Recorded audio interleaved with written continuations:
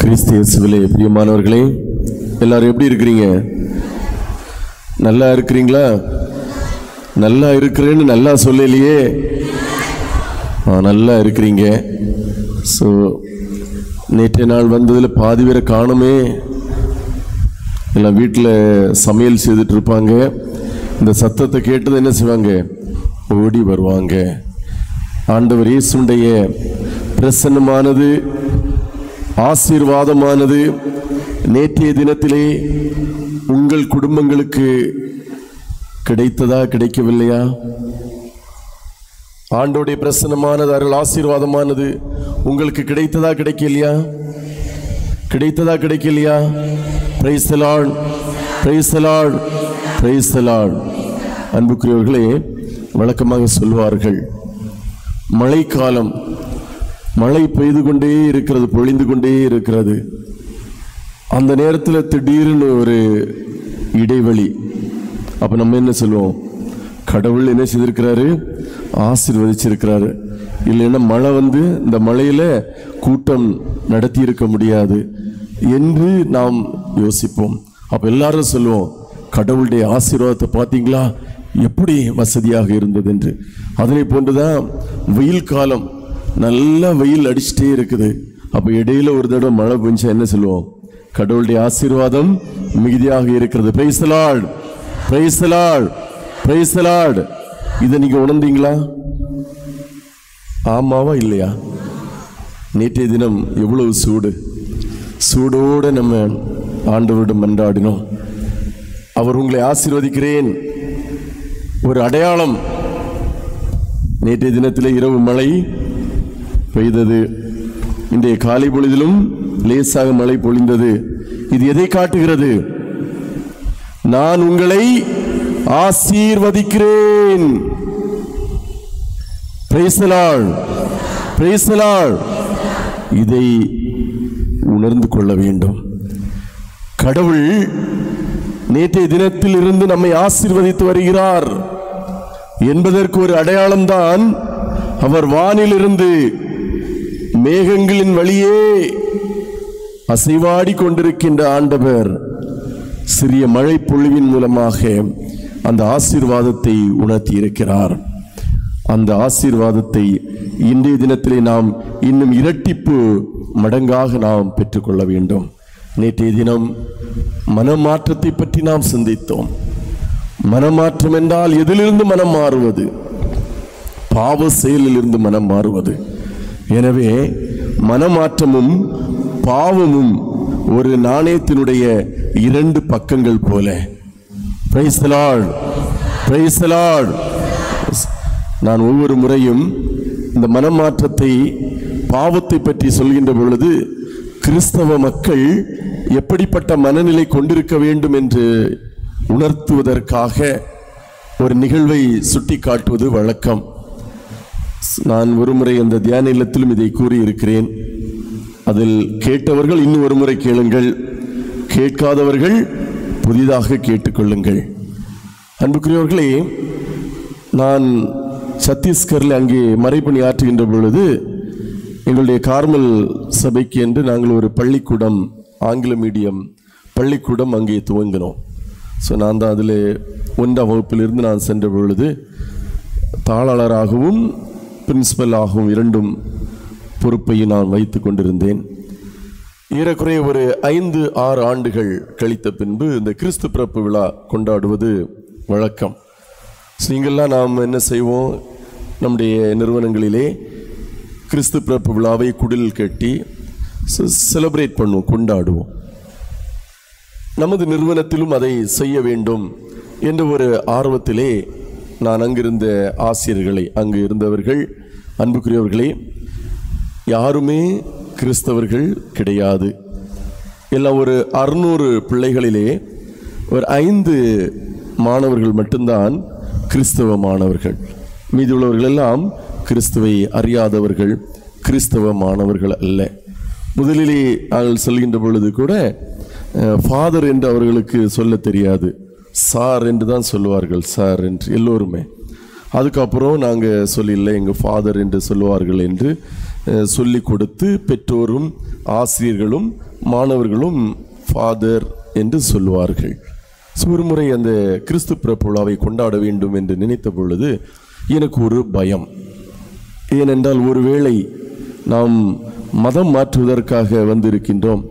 இப்பொழுது கிறிஸ்தவ பிள்ளைகளை, கிறிஸ்தவ மாணவர்களை நீ அன்னை மரியாள் மாதிரி வேஷம் போடு, சூசேப்பரை போன்று நடிக்க வேண்டும், குழந்தை இயேசுவை போன்று நடிக்க வேண்டும், திருமுழுக்கு யோவானை போன்று நடிக்க வேண்டும், இடையர்களை போன்று நடிக்க வேண்டும் என்று சொன்னால் எந்த பெற்றோரும் ஒன்று சொல்ல மாட்டார்கள், ஆர்வமாக இருப்பார்கள்.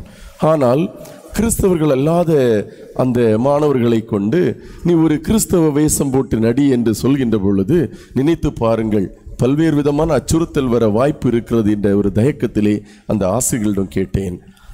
சார், நம்முடைய நிறுவனத்திலே அந்த சார் அங்கே இருந்தவர்களும் கிறிஸ்தவ நிறுவனத்திலே படித்திருக்கிறார்கள். நாம் ஒருவேளை அந்த கிறிஸ்து பிறப்பு நிகழ்வை நடித்து காட்டினால் வீடுகளிலே ஏதாவது பிரச்சனைக்கு வருவார்களா? மதம் மாற்றுகிறோம் என்று ஏதாவது சண்டைக்கு வருவார்களா? பள்ளிக்கூடத்தை ஏதாவது தொந்தரவு செய்வார்களா என்று கேட்ட பொழுது அவர்கள் சொன்னார்கள், இல்லை ஃபாதர், நாங்கள் சொல்லிக் கொடுக்குறோம், ஒன்றும் நடக்காது என்று. ஆனால் எங்களுடைய சபையிலே இருந்த சக குருக்களுக்கு ஒரு பயம். ஏனென்றால் நாங்கள் தமிழ்நாட்டிலிருந்து நாங்கள் சென்றிருக்கின்றோம், ஒருவேளை ஏதாவது பிரச்சனை வருமோ, வேண்டாம் என்று சொன்னார்கள்.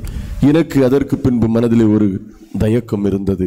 ஒருவேளை அன்றைய தினத்திலே நாம் கிறிஸ்துமஸ் நடித்து கொண்டிருக்கின்ற பொழுது பள்ளிக்கூடத்தின் உள்ளே புகுந்து எப்படி நீங்கள் இதை செய்யலாம் எங்கள் பிள்ளைகளை என்று ஒருவேளை அவர்கள் சொல்லிவிட்டால் யார் எனக்கு துணை?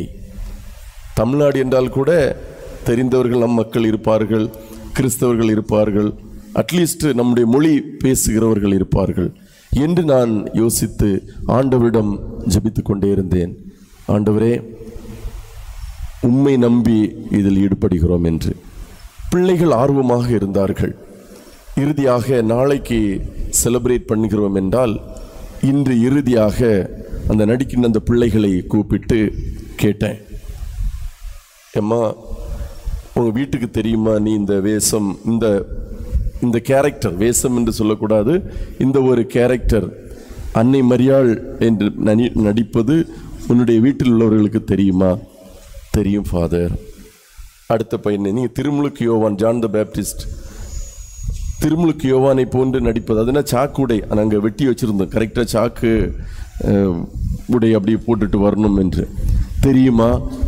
தெரியும் ஃபாதர். ஏதாவது சொன்னாங்களா? ஒன்றும் சொல்லலை. ஒன்றும் சொல்லலை. என்ன சொன்னாங்க? ஃபாதர், நான் சொன்ன உடனே சொன்னாங்க, நீ என்ன வேடம் போடுறீன்னு. நான் சொன்னேன், அந்த பிள்ளை சொல்லிச்சு, மாமரியம். மாமரியம் என்றால் அன்னை மரியா. உடனே எங்கள் அம்மா சொன்னாங்க, இங்கே பாரு, நீ ஒரு பகவான், ஒரு கடவுளுடைய அந்த ஒரு வேடத்தை அணிய போகிறாய், ஒழுங்காக மாமரியம் போன்று வீட்டில் இருப்ப என்று சொன்னால் நீ மாமரியத்தை போன்று அன்னை மரியாளை போன்று நீ வாழ்வா என்றால் நீ அந்த வேடத்தை தரி, இல்லாவிட்டால் நீ அன்னை மரியாளுடைய வேடம் போடாதே, அது கடவுளுடைய ஒரு சாபமாக இருக்கும். Price the Lord, praise the Lord. அது திருமுழுக்கு ஒவ்வொரு பெற்றோரும் இப்படிதான் சொல்லி இருக்கிறார்கள். நீ ஒரு கடவுளுடைய வேடம் போடுகிறாய், கடவுளாக நடிக்கிறாய் என்றால் நீ கடவுளாக போன்று நீ வாழ வேண்டும். இந்த குறும்பு செய்வது, சேட்டை பண்ணுவது, அடிதடி செய்வது, பொய் சொல்வது, பெற்றோருக்கு கீழ்ப்படியாமல் இருப்பது, இப்படிப்பட்ட வாழ்க்கை நீ வாழக்கூடாது. அப்படி என்றால் நீ அந்த நிகழ்விலே நடி, இல்லாவிட்டால் வேண்டாம். Price the Lord, praise the Lord. அன்புக்குரியவர்களே, அது என்னுடைய விசுவாசத்தை, என்னுடைய கிறிஸ்தவ, என்னுடைய குருத்துவ வாழ்வை, என்னுடைய நம்பிக்கையை ஒரு அசைத்தது. கிறிஸ்தவர்களாக பிறந்த நாம், திருமுழுக்கு பெற்றவர்கள், திருவருட் சாதனங்களை பெற்றவர்கள், இதில் எத்தனை பெற்றோர் நீங்கள் உங்கள் பிள்ளைக்கு சொன்னீர்கள்? எத்தனை பேர் சொன்னீர்கள் அன்னை மரியாளை போல் நீ இருக்க வேண்டும் என்று? இல்லை. நான் ஒருமுறை ஒரு வீட்டு சந்திப்பதற்கு செல்கின்ற பொழுது அந்த அம்மா சொல்றாங்க, அந்த பையனை கூப்பிட்டு, ஃபாதர், என் பையன் விஜய் மாதிரி ஆக்ட் பண்ணுவேன். எப்படி ஆக்ட் பண்ணுவேன்? என் பையன் விஜய் மாதிரி ஆக்ட் பண்ணுவேன். டேய் ஒருத்தோட ஃபாதர்கிட்ட நடிச்சு காட்டுறாத. அடுத்த ஒரு வீட்டில் ஃபாதர் எங்கள் பிள்ளை நயன்தாரா மாதிரி நடந்து காட்டுவாங்க. அப்படியே ஃபாதர் ஒருத்தோட நடந்து காட்டுமா? என்றைக்காவது உங்களுடைய பிள்ளைகளுக்கு நீ அன்னை மரியாளை போன்று நடந்து காட்டு, அன்னை மரியாளை போல் வாழ், புனித சூசேப்பரை போல் வாழ வேண்டும், குழந்தை இயேசுவை போல் நீ வேடம் தரிக்க வேண்டும் என்று என்றைக்காவது சொல்லி இருக்கிறோமா? இல்லையே, இல்லையே. முன்பெல்லாம் மார்வேட போட்டிகள் எல்லாம் வருகின்ற பொழுது அந்த புனிதையை மாதிரி நாங்கள் சிறு பருவத்தில் இருக்கின்ற பொழுது எங்களுடைய இல்லங்களுக்கு தந்தையர்கள் வருகின்ற பொழுது எங்கள் பாட்டி சொல்லுவாங்க, சூசேப்புரம் மாதிரி நடிச்சு காட்டு, குழந்தை திற சம்மள மாதிரி நடிச்சு காட்டு என்று சொல்லுவார்கள். இப்பொழுது ஒரு பக்தி இருக்கிறது. இந்த தலையில் ஒரு முட்டை போடுவோம். என்ன முட்டை? என்ன முட்டை? அந்தோணியார் முட்டை. என்ன முட்டை? அந்தோணியாருக்கு எவ்வளவோ நல்ல பழக்க வழக்கம் இருக்கு. அந்தோணியாருக்கு எவ்வளவோ நல்ல பழக்க வழக்கம் இருக்கிறது. இறை பற்று உள்ளவர், இறை வார்த்தையை தியானித்தவர், பாவம் செய்யாமல் வாழ்ந்தவர். என்னைக்காவது உங்க பிள்ளைகளுக்கு அதை சொல்லி கொடுத்தீங்களா? அதை விட்டுட்டு டே முட்டை போடுறா, யார் மாதிரி அந்தோணியார மாதிரி முட்டை போடு. எவ்வளவோ காரியம் இருக்கிற நேரத்தில் என்ன காரியத்தை பற்றி நம்ம பேசிட்டு இருக்கிறோம்? இது தவறு என்று சொல்லவில்லை. அதை விடவும் மேலான நல்ல பண்புகளை உங்கள் பிள்ளைகளுக்கு நீங்கள் கற்றுக் கொடுக்க வேண்டும். Price the Lord, praise the Lord. நீங்கள் அப்படி கற்றுக் கொடுக்கின்ற பொழுதுதான் உங்கள் பிள்ளைகள் நல்வழியிலே வாழ்வார்கள். எனவே இந்த பாவத்தை பற்றி நாம் சிந்திக்க நேரத்தில் முதல்ல பாவம்னா என்ன, அப்படிதானே? பாவம்னா என்னன்னு தெரியணும். ஒரு பையன் அவங்க அப்பாட்ட கேட்டாராம், அப்பா நான் செஞ்ச பாவங்களை, கடவுள் நம்ம செஞ்ச பாவங்களை மன்னிக்கணும்னா நாம் என்ன செய்யணும்? என்ன கேள்வி? அப்பா கடவுள் நாம் செஞ்ச பாவங்களை மன்னிக்கணும்னா நாம என்ன செய்யணும்? என்ன செய்யணும்? பாரு சகோதரிகளே, சகோதரர்களே, கடவுள் நாம் செய்த பாவங்களை மன்னிக்க வேண்டும் என்றால் நாம் என்ன செய்ய வேண்டும்?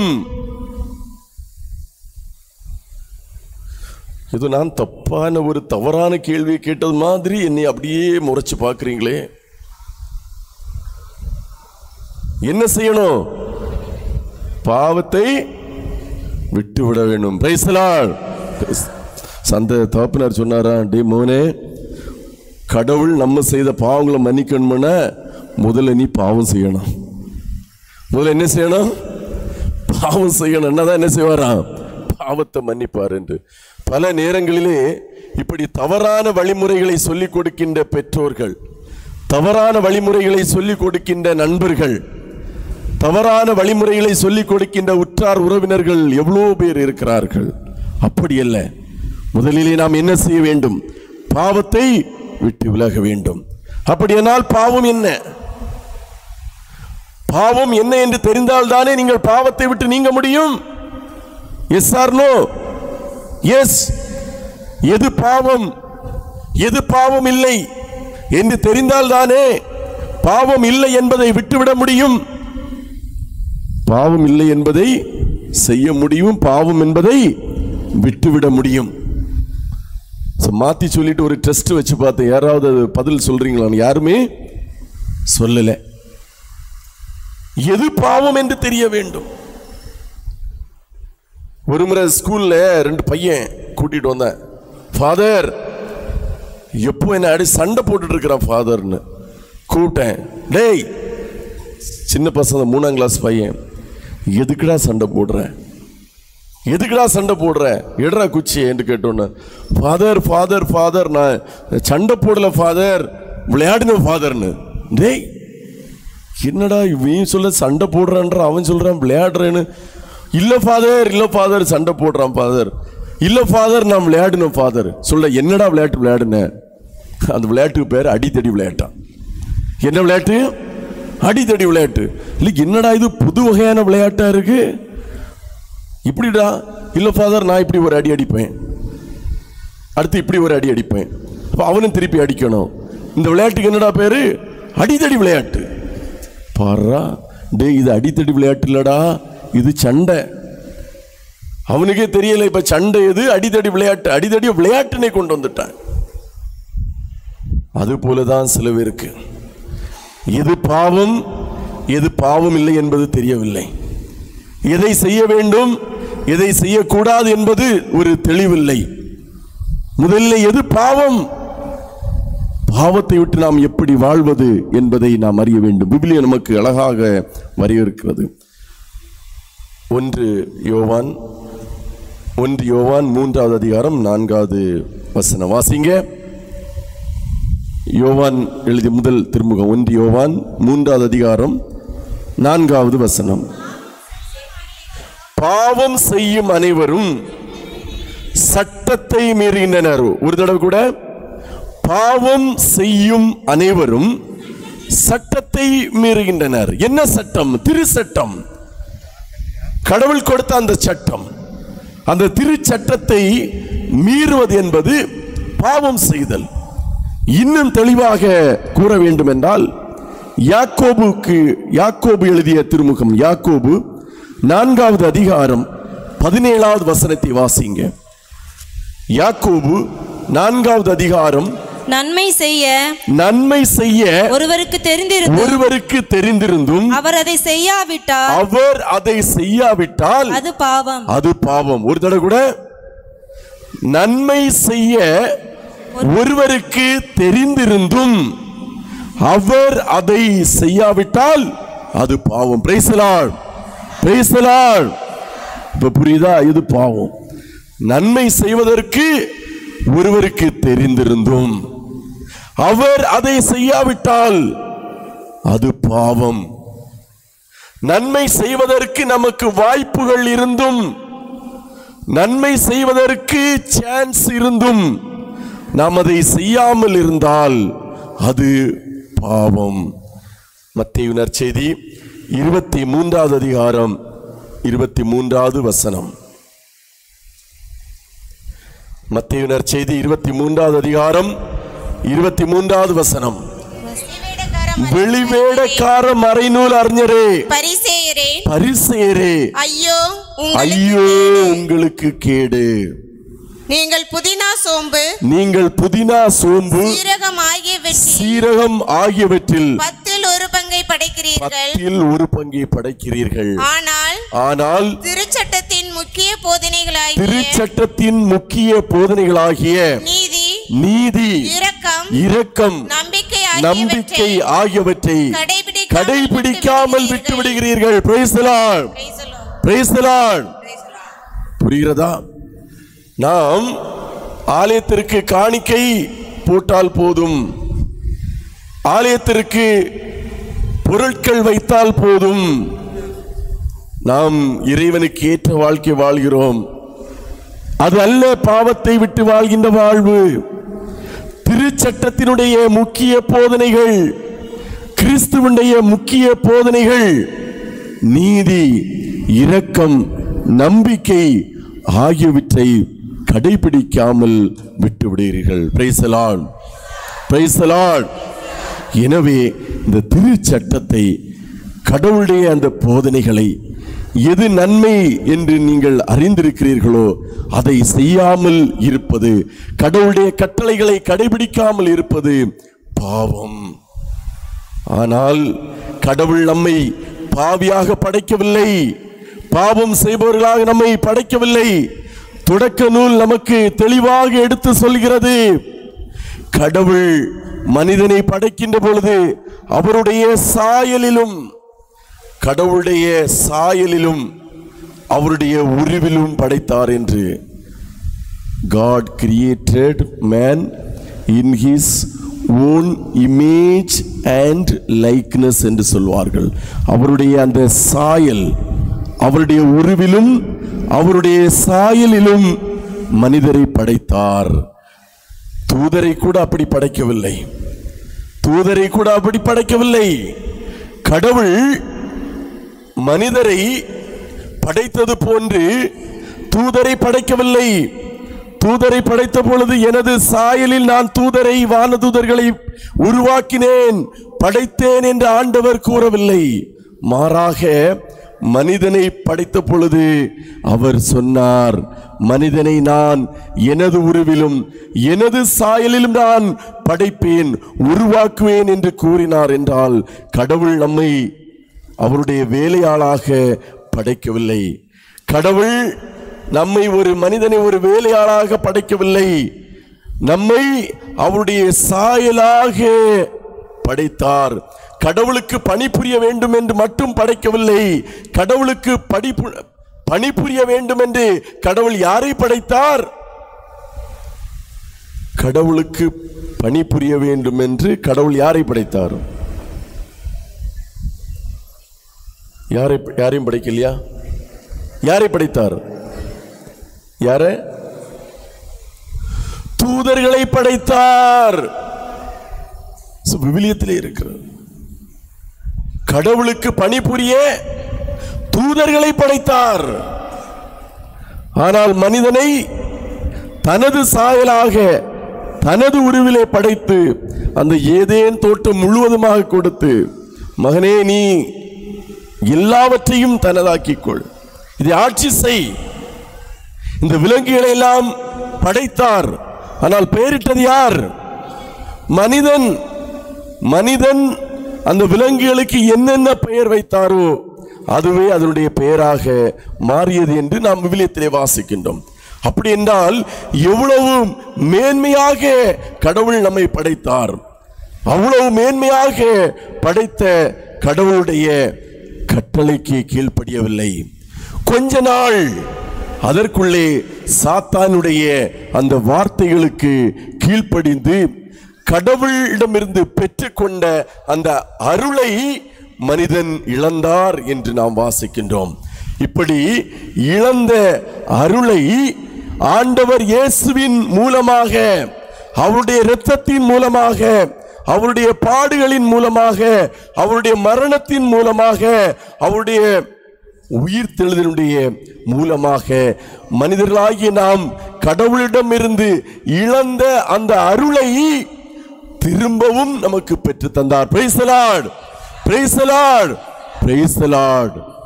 அன்புக்குரியவர்களே, தூதர்களுக்கு கூட இந்த சலுகையை கடவுள் கொடுக்கவில்லை. அவ்வளவு ஒரு நல்ல சலுகையை கடவுள் மனிதர்களாகிய நமக்கு தந்திருக்கின்றார். எப்படி என்று சொல்ல முடியுமா? கடவுளுக்கு கீழ்ப்படியாத தூதர்கள் என்ன ஆனார்கள்? என்ன ஆனார்கள்? சத்தமா தூக்கம் வருதா? தூங்கி கீழே விழுந்துடாதீங்க.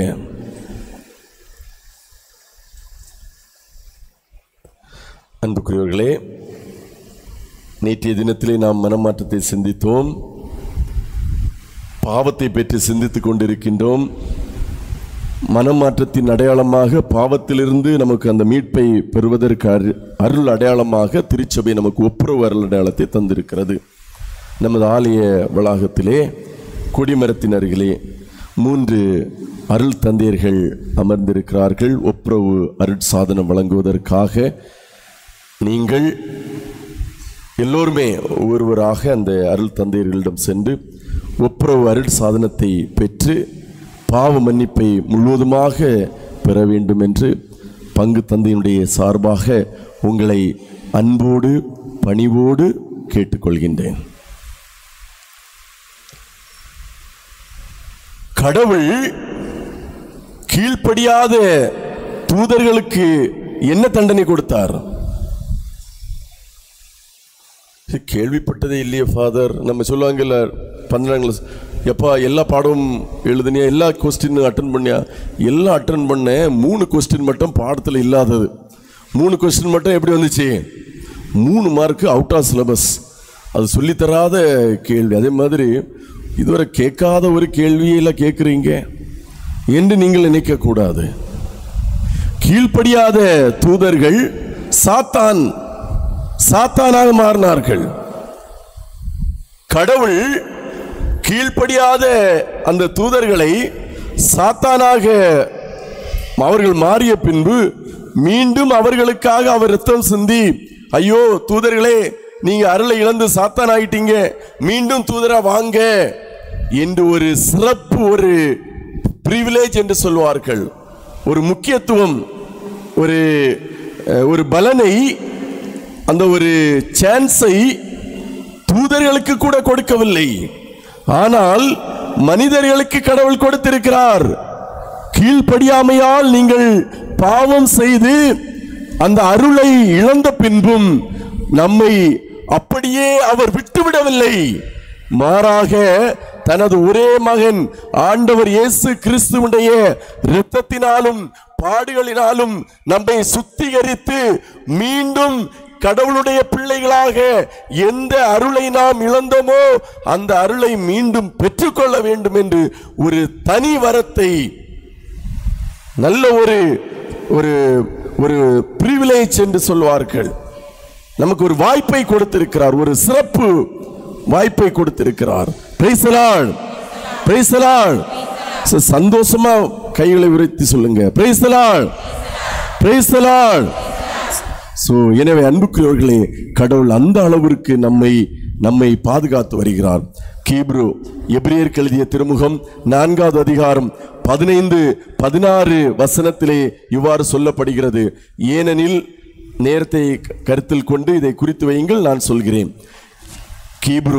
எபிரேயருக்கு எழுதிய திருமுகம் 4வது அதிகாரம் 15-16 வசனம் இவ்வாறு சொல்கிறது. ஏனெனில் நம் தலைமை குரு நம்முடைய வலுவின்மையை கண்டு இரக்கம் காட்ட இயலாதவர் அல்ல, மாறாக எல்லா வகையிலும் நம்மை போல சோதிக்கப்பட்டவர், எனினும் பாவம் செய்யாதவர்.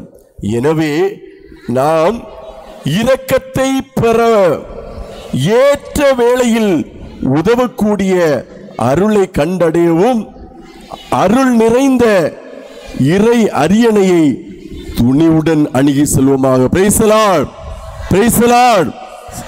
என்ன சொல்லப்பட்டிருக்கிறது என்றால், ஆண்டவராகிய இயேசு கிறிஸ்து தலைமை குருவாக இருந்தவர் நம்முடைய வலுவின்மையை, ஒரு தாழ்மையின் வடிவிலே மனிதனாக அவர் வந்தவர், எல்லா வகையிலும் நம்மை போல் சோதிக்கப்பட்டவர். நமக்கு வாழ்க்கையில் எவ்வளவு சோதனை வருமோ, எவ்வளவு கஷ்டம் வருமோ, எவ்வளவு சாத்தானுடைய அந்த இடர்பாடுகள் வருமோ, எல்லா சோதனைகளையும் எதிர்கொண்டவர் நம் ஆண்டவர் இயேசு.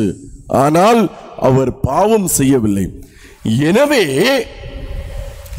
சோதனையிலே அவர் பாவம் செய்யாமல் இருந்ததால் நமது சோதனையில் நாம் பாவத்திலிருந்து விடுபடுவதற்கு, சோதனையில் விழாமல் இருப்பதற்கு அவரை அணுகி துணிவுடன் செல்ல வேண்டும். Price the Lord, praise the Lord.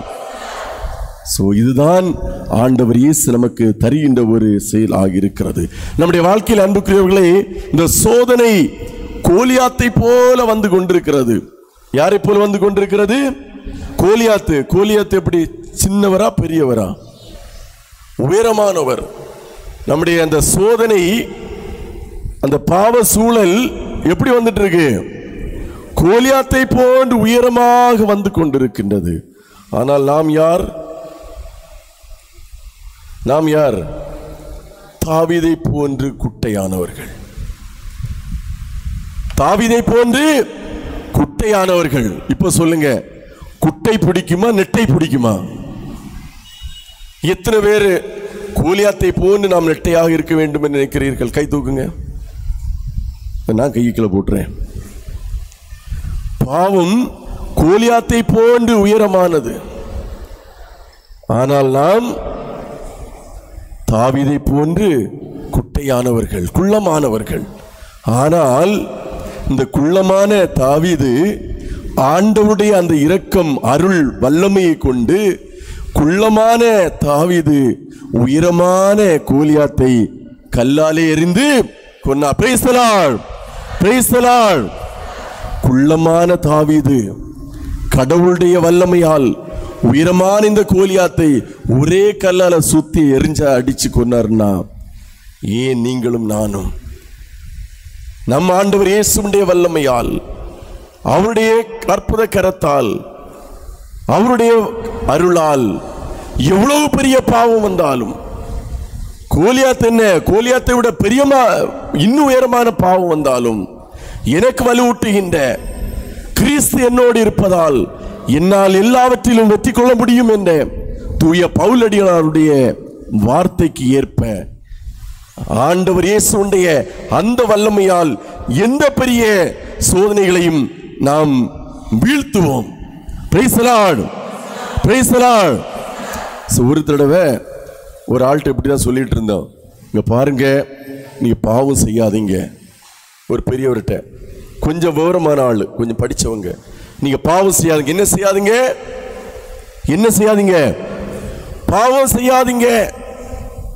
பாவம் செய்தீங்கன்னு என்னெல்லாம் இருக்கும்? இப்போ நான் வாசித்த அந்த எபிரேயருக்கு எழுதிய அந்த திருமத்தில் உள்ளதை எடுத்து சொன்னேன். எபிரேயர் 4வது அதிகாரம் 15-16 கடவுள் இப்படி சொல்றாரு. உடனே அவர் என்ன கேட்கிறாரு, ஃபாதர் அது யாருக்கு சொன்னது? அது யாருக்கு சொன்னது? யாருக்கு சொன்னது? அது அது எபிரேயருக்கு, யூத மக்களுக்கு சொன்னது. அது எப்படி எனக்கு பொருந்தும்? சரி, அது பொருந்தாது. அப்ப எபேசியருக்கு எழுதிய திருமுகத்தில் பவுலடிகளார் இது சொல்றாரலாம், அது யாருக்கு சொன்னது? எபேசியருக்கு சொன்னது. சரிரா, அது பிலிப்பியருக்கு எழுதியதில் அப்படி, அது யாருக்கு சொன்னது? பிலிப்பியருக்கு சொன்னது. இப்ப கலாத்தியருக்கு, அது கலாத்தியருக்கு சொன்னது. தீமோத்தேயு, அது தீமோத்தேயுக்கு சொன்னது. எங்கேயாவது தமிழ்நாட்டில் தூத்துக்குடி மாவட்டத்தில் புன்னைக்காயல் பங்குல உள்ள இறை மக்களே, நீங்க செய்யாதீங்கன்னு பைபிள் எங்க இருக்கு காட்டுங்க. பைபிள் எங்க இருக்குன்னு காட்டுங்க. எப்படி? தமிழ்நாடு தூத்துக்குடி மாவட்டம் புன்னைக்காயல் பங்கு, நாங்க இப்படியெல்லாம் செய்யக்கூடாதுன்னு பைபிள் எங்க இருக்கு காட்டுங்க. இப்பவே மனம் மாறுறோம். எப்படி சொல்றது? எப்படி சொல்றது? சில நேரங்களிலே தவறான விளக்கங்களை தவறாக நியாயப்படுத்தி நம்மை நாமே அழித்துக் கொண்டிருக்கிறோம். Price the Lord, praise the Lord. இது எனக்கு சொல்லப்பட்டது அல்ல, இது உனக்கு சொல்லப்பட்டது. இது என் வீட்டுக்கு அல்ல, இது உன் வீட்டுக்கு. இது என் பிள்ளைக்கு அல்ல, உன் பிள்ளைக்கு. இது எனக்கு அல்ல, இது உனக்கு என்று நாம் பிறரை சுட்டி காட்டி காட்டி காட்டி காட்டி காட்டி காட்டி காட்டி காட்டி நாம் ஆண்டவருடைய அருளை விட்டு விலகி கொண்டிருக்கின்றோம். அன்புக்குரியவர்களே, இந்த நேரத்திலே நாம் நம்மையே சிந்தித்து பார்ப்போம். இந்த பாவத்தை குறித்து திருச்சபை என்ன சொல்கிறது என்பதை நாம் யோசித்து பார்ப்போம். அன்புக்குரியவர்களே, நம்முடைய கத்தோலிக்க திருச்சபையிலே 2 வகையான பாவங்களை நாம் படித்திருப்போம். அப்படிதானே? எத்தனை வகையான பாவம்? என்னெல்லாம் பாவம்? அது நீ மறைக்கல்விக்கு போயிருக்கிறீங்களா? என்ன பாவம்? கேட்கல. ஜென்ம பாவம், கர்ம பாவம். Price the Lord. ஜென்ம பாவம். இப்போ உள்ள புதிய மொழிபெயர்ப்பு சின்ன பிள்ளைகளுக்கு, இந்த சின்ன பசங்களுக்கு எல்லாம் ஜென்ம பாவம் கர்ம பாவம்னு சொன்னா தெரியாது. பிறப்பு நிலை பாவம் என்று சொல்கிறாள். ஜென்ம பாவத்திற்கு இப்போ உள்ள மொழிபெயர்ப்பிலே பிறப்பு நிலை பாவம், செயல்வழி பாவம். கர்ம பாவத்தை செயல்வழி பாவம் என்று சொல்கிறார்கள். செயல்வழி பாவம், பிறப்பு நிலை பாவம் என்பது நமது ஆதி பெற்றோர்களுடைய அந்த தவறுதலால் நம் பிறப்பிலிருந்தே நமக்கு வருவது. திருமுழுக்கின் மூலமாக அதை நாம் என்ன செய்கிறோம்? கழுவி விடுகிறோம். செயல்வழி பாவம் என்பது நன்மை தீமை அறிந்த நிலையில், நன்மை தீமை அறிந்த நிலையில் ஒருவர் முழு மனதுடன் செய்கின்ற பாவம். என்ன பாவம்? நன்மை தீமை அறிந்த நிலையில் ஒருவர் முழு மனதுடனே செய்கின்ற பாவம் என்பது செயல்வழி பாவம். ஆனால் பல நேரங்களிலே நான் பாவம் செய்யவில்லை, நான் அவ்வளவு பெரிய பாவம் செய்யல ஃபாதர், எல்லாரும் செய்யறதுதான் செய்யறோம் ஃபாதர் என்று நாம் செய்த பாவங்களை நாம் பல நேரங்களிலே நியாயப்படுத்தி கொண்டிருக்கின்றோம். யோவான் எழுதிய முதல் திருமுகம் 1 யோவான் 1வது அதிகாரம் 8-10 வசனங்களை வாசியுங்கள். 1 யோவான். பாவம் நம்மிடம் ஆனால் பாவம் நம்மிடம் இல்லை என்போம் என்றால் நம்மையே நாம் ஏமாற்றிக் கொள்வோம். உண்மையும் நம்மிடம் இராது. மாறாக நம் பாவங்களை நாம் ஒப்புக்கொள்வோம் என்றால் கடவுள் நம் பாவங்களை மன்னித்து குற்றம் அனைத்திலும் இருந்தும் நம்மை தூய்மைப்படுத்துவார். Praise the Lord. Praise the Lord. Praise the Lord. அன்புக்குரியவர்களே, இந்த பாவத்தை பற்றி சிந்திப்பது என்பது ஒரு கொஞ்சம் கஷ்டமா தான் இருக்கும். இதுல எல்லாம் இடையில ஜோக் எல்லாம் போட முடியும். என்ன ஃபாதர் இங்க ரொம்ப சீரியஸா போயிட்டு இருக்கு, நாங்க ஜோக்கு சொன்னாதானே நாங்க சிரிச்சு இருக்கும். பாவத்துக்கு ஜோக்கே கிடையாது, பாவமே ஒரு ஜோக்கு தான். எனவே தூக்கம் வரும். ஏன் தூக்கம் வருது தெரியுமா? ஏன் தூக்கம் வருது? தூக்கத்தை கொண்டு வரது யாரு? சாத்தான். ஏன் உங்களுக்கு இன்னைக்கு அதிகமாக தூக்கம் வருது? ஒன்னு கிளைமேட், கடவுள் மழையை கொடுத்து அது ஆசீர்வாதத்தை கொடுத்தாரு, அதை நம்ம தவறா பயன்படுத்துறோம். ஏன் சாத்தான் இன்னைக்கு உங்களுக்கு தூக்கத்தை தராருன்னா நம்ம எதை பற்றி சிந்திக்கிறோம்? எதை பற்றி? பாவத்தை பற்றி சிந்திக்கிறீங்க. பாவத்தை பற்றி சிந்தித்து, நல்லா சிந்தித்து, கவனமா சிந்தித்து, ஒருவேளை பாவத்தை விட்டு விலகி நீங்கள் இயேசுவிடம் வந்தால் யாருக்கு ஃப்ரெண்ட் குறையும்? சாத்தானுக்கு ஃப்ரெண்ட்ஷிப் குறையும். சாத்தான் ஆள் கம்பெனி காலியாகும், கடையை மூட வேண்டியதான். அப்பதான் பார்க்கிறேன், இந்த அக்கா இன்னைக்கு வீட்டில் கொஞ்சம் நிறைய வேலை செய்து ஏற்கனவே டயர்டா இருக்கிறாங்க. இவங்க கிட்ட போய் லைட்டா தூங்குடா ராஜா, ஒன்னும் இல்லை, தூங்கிட்டே இரு அப்படின்னு லைட்டா கூடுவாப்புல. அது யாரு? தூங்கிட்டே இரு. சாத்தானுடைய சோதனை. Price the Lord. Praise the Lord. எனவே அன்புக்குரியவர்களே எல்லோரும் எழுந்து நிற்போம். இந்த சாத்தானை விரட்டி அடிக்க ஒரு பாடலை பாடுவோம். எல்லாம் எழுந்து நிற்போம்.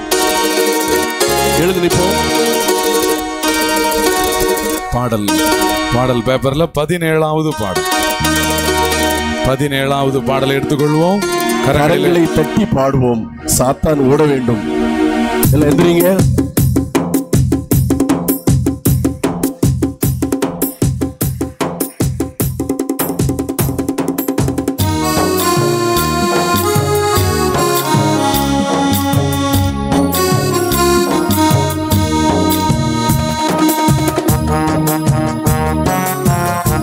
கரங்களை தட்டி பாடுவோம் மகிழ்ச்சியோடு.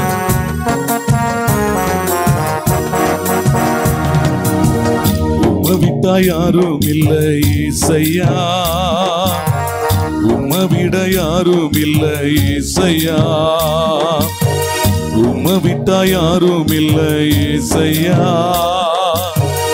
உம்மை விட யாரும் இல்லை இசையா.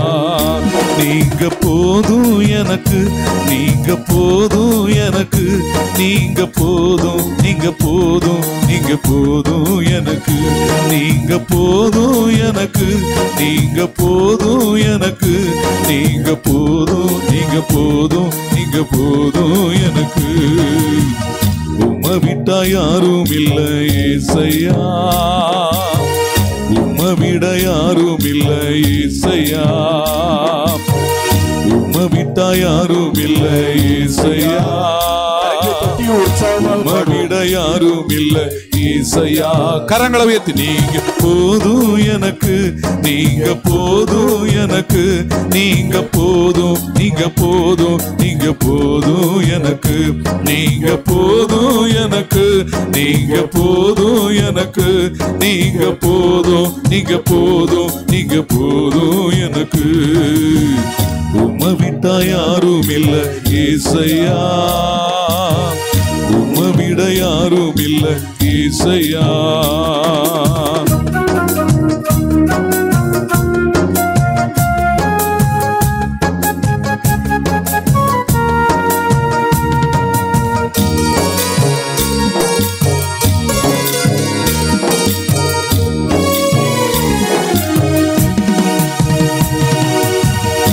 ஆபிரகாமின் தேவனும் நீர்தானையா, ஈசாக்கின் தேவனும் நீர்தானையா, யாக்கோபின் தேவனும் நீர்தானையா, என்னுடைய தெய்வமும் நீர்தானையா. ஆபிரகாமின் தேவனும் நீர்தானையா, ஈசாக்கின் தேவனும் நீர்தானையா, யாக்கோபின் தேவனும் நீர்தானையா, என்னுடைய தெய்வமும் நீர்தானையா.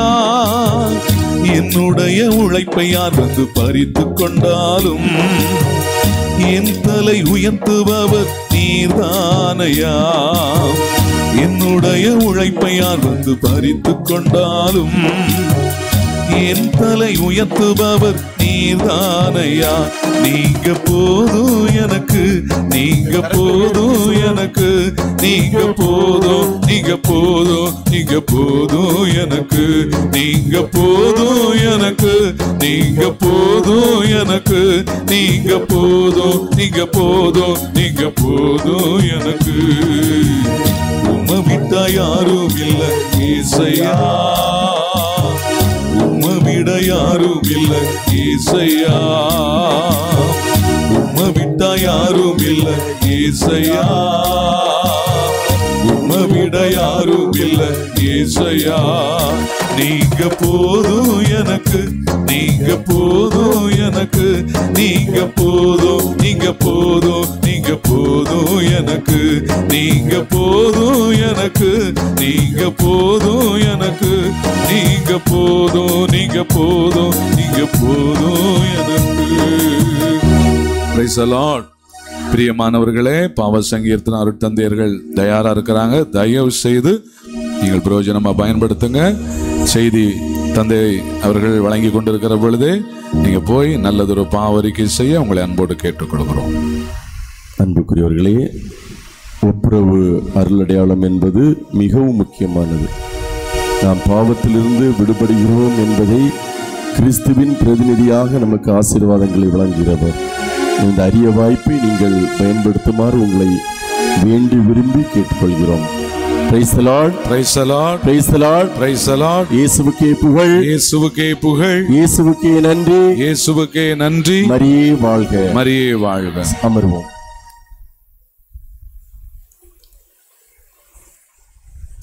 இப்போ உங்க மேல ஒரு ஆள் ரொம்ப கோபமா இருப்பாங்க. யாரு சொல்லுங்க?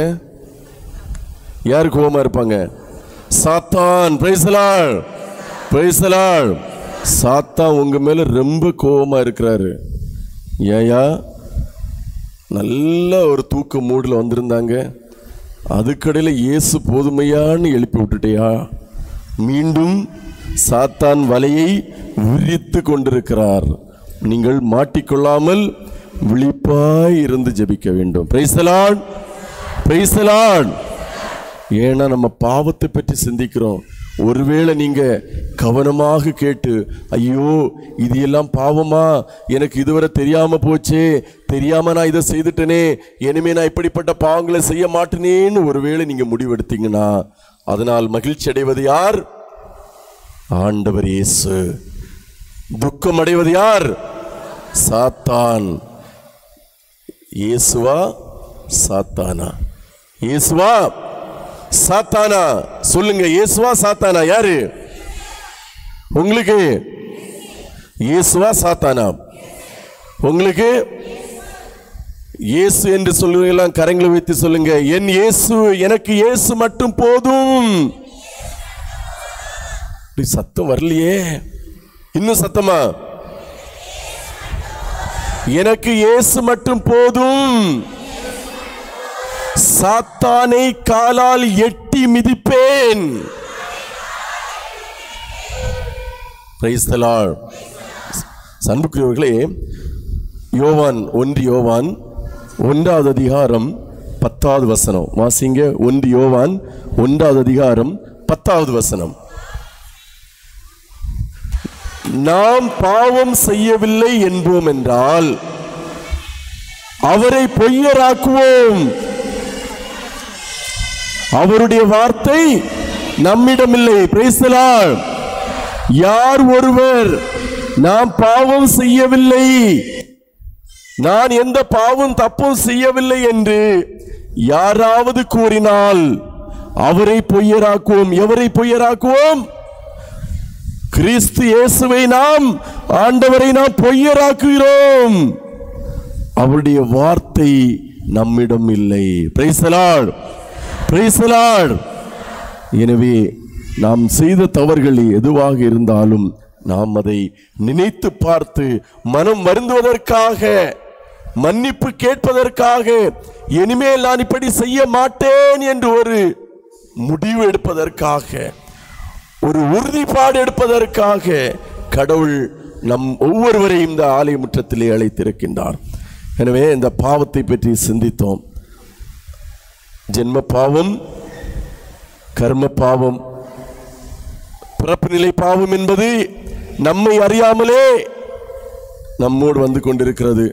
இந்த கேமரா, வீடியோ கேமரா இருக்கு, இதை பக்கத்தில் சுற்றி தூங்குறவங்க எனக்கு ஒரே பயம், ஒருவேளை அந்த கேமராவில் போய் அந்த இதில் போய் விழுந்துடாதீங்க. ஒரு கேமரா என்ன செய்திடும், உடஞ்சி கீழே விழுந்துடும். அதனால் கொஞ்சம் பார்த்து தூங்குங்க, பிரச்சனை இல்லை. அந்த சேரில் இருக்கிறவங்க எல்லாம் தூங்கி கையெடுத்து அடிச்சிடாதீங்க எடுத்தவங்க. அப்படியே கண்ணை மூடிட்டு என்ன செய்யுங்க, தூங்காதீங்க. கடவுளுடைய வார்த்தையை தியானியுங்கள் நீங்கள். செயல்வழி பாவம், இந்த கர்ம பாவம் என்பது 2 வகைப்படும். திருச்சபை, நம்ம கத்தோலிக்க திருச்சபை நமக்கு கற்றுக் கொடுத்திருக்கிறது. இந்த பிறப்பு செயல்வழி பாவம் என்பது 2 வகைப்படும். ஒன்று, மறைக்கல்விலே படித்திருப்பீர்கள், திருமறை சுவடியில் இருக்குது. எத்தனை பேருடைய வீட்டில் இந்த திருமறை சுவடி, எத்தனை பேருடைய வீட்டில் இருக்குது? உங்களுடைய யாட்டுமே இல்லையா? திருமறை சுவடி எத்தனை குடும்பங்களில் எத்தனுடைய கையில் இருக்குது? இப்போ இல்லாமல் இருந்தாலும் வீட்டிலேயாவது இருக்குதா? இருக்குதா? அதை எதுக்கு பயன்படுத்தணும்? எதுக்கு பயன்படுத்தணும்? சின்ன பிள்ளைகளுக்கு. நம்ம எல்லாம் பெரிய பிள்ளை ஆயாச்சே, அப்போ நமக்கு அது அதானே நம்முடைய சின்ன குறிப்பிடம் பேர்ல இருக்கு. அது பெரிய குறிப்பிடம் இல்லை, சின்ன குறிப்பிடம். சின்ன குறிப்பிடம் யாருக்கு? சின்ன பிள்ளைகளுக்கு. நாங்கள் பெரிய ஆள் ஆயாச்சுல்ல, ஸோ நாங்கள் யூத் ஆகிட்டோம். நாங்கள் என்ன ஆகிட்டோம்? யூத் வந்துட்டோம். நாங்கள் குழந்தைகள் கிடையாது, அதனால் எங்களுக்கு இதெல்லாம் தேவையில்லை என்பதல்ல. அன்புக்குரியவர்களே, இந்த திருமறை சுவடியை நீங்கள் முழுவதுமாக ஒரு தடவை நீங்கள் படித்தீர்கள், வாசித்தீர்கள் என்றால் உங்களுக்கு தெரியும்.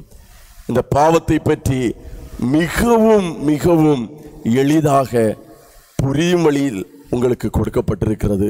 உங்கள் பிள்ளைகளிடம் நீங்கள் வாசிக்க சொல்லிக் கொடுங்கள். அதிலே சொல்லப்பட்டிருக்கின்றது, இந்த செயல்வழி பாவம் என்பது 2 வகை.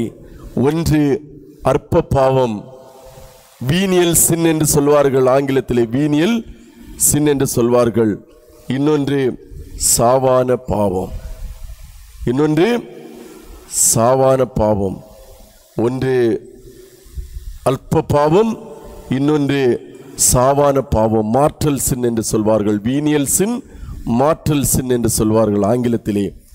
அந்த அற்ப பாவம் என்பது என்ன, சாவான பாவம் என்ன என்பதை நாம் சிந்திக்கின்ற பொழுது உண்மையிலேயே நாம் பாவத்தை விட்டு வாழ நாம் முற்பட முடியும். 1 யோவான் 5வது அதிகாரம் 16வது வசனம். 1 யோவான் 5வது அதிகாரம் 16வது வசனம். பாவம் செய்வோர் சாவுக்குரிய பாவம் செய்யவில்லை என்று கண்டால், சாவுக்குரிய பாவம் செய்யவில்லை என்றால் அவர்களுக்காக கடவுளிடம் வேண்டுதல் செய்ய வேண்டும். கடவுளும் அவர்களுக்கு வாழ்வு அருள்வார். அவர்களுக்கு வாழ்வு அருள்வார். Praise the Lord, praise the Lord.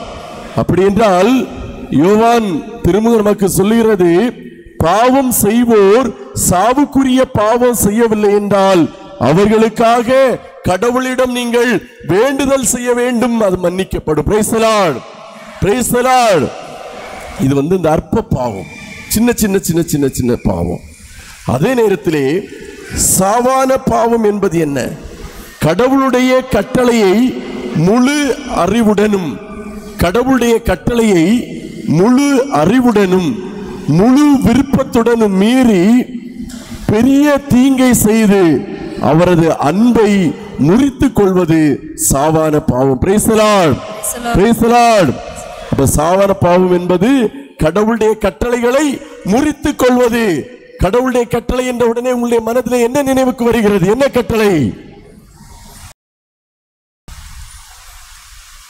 என்ன கட்டளை? 10 கட்டளையா? சத்தமா சொல்லுங்க. ஒண்ணுமே இல்லை, தப்பானாலும் பரவாயில்ல. என்ன கட்டளை? 10 கட்டளை.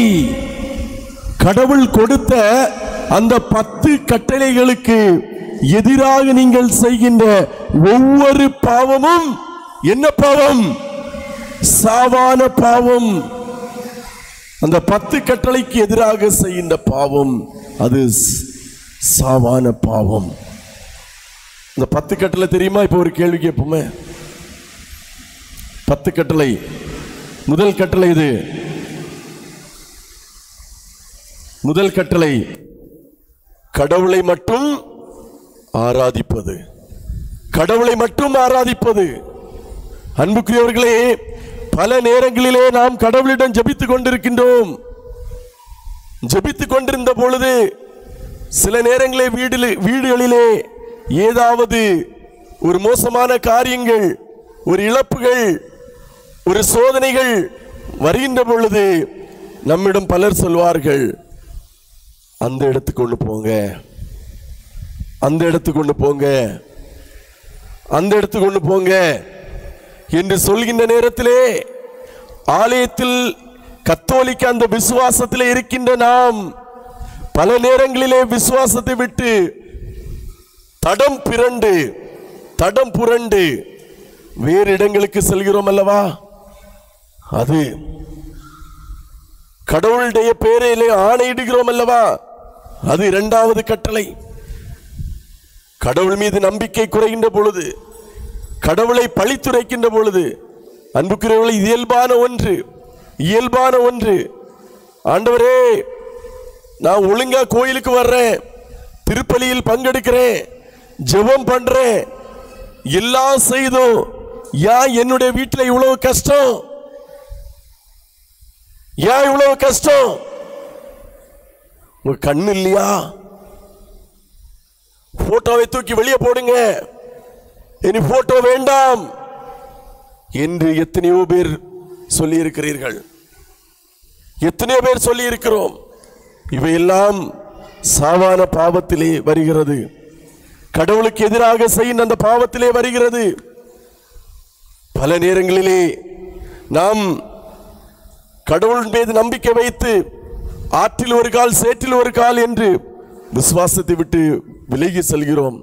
பைபிள் மேல் சத்தியம் செய்வது, கடவுள் மேல் சத்தியம் செய்வது, பொய் சத்தியம் செய்வது, கோயிலுக்கு வரேன்னு வேற எங்கேயாவது போவது, இது எல்லாம் கடவுளுக்கு எதிரான பாவமாக இருக்கிறது. கொலை செய்யாதே என்று இருக்கிறது, விபச்சாரம் செய்யாதே என்று இருக்கிறது, களவு செய்யாதே என்று இருக்கிறது, பிறருக்கு எதிராக பொய் சான்று சொல்லக்கூடாது என்கிறது, பிறர் மனைவி மீது ஆசை கொள்ளாது என்கிறது, பிறருக்கு உரியது எதையும் கவர்ந்திட விரும்பாதே என்று சொல்லுகிறது. Price the Lord. இதெல்லாம் 10 கட்டளை. ஒரு 10 செகண்ட் உங்களுடைய வலது கரங்களை உங்களுடைய இதயத்திலே தொட்டுக்கொள்ளுங்கள். இந்த 10 கட்டளைகளுக்கு எதிராக பாவம் செய்தேனா இல்லையா? கண்களை மூடுங்கள்.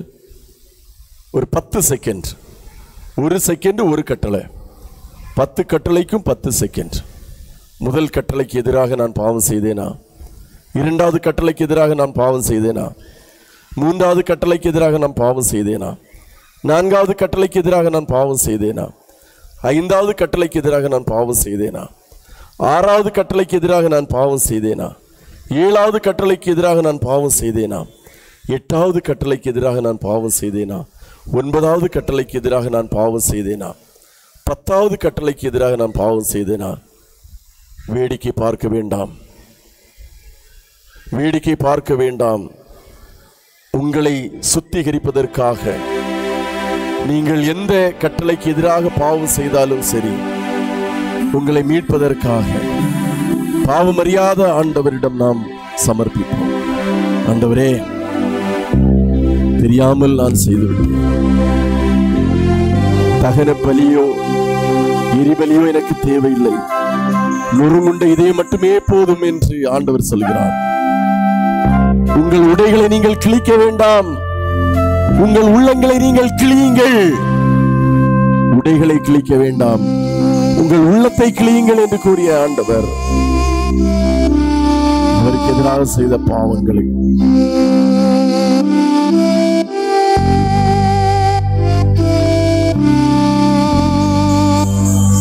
போதும். கண்களை துறப்போம். Praise the Lord. Praise the Lord.